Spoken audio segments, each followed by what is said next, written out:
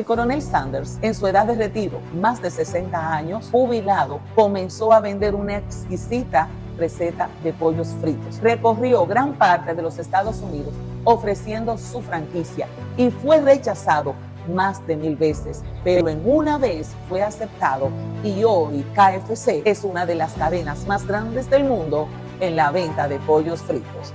Nunca es tarde para iniciar lo que será un gran negocio. Emprende.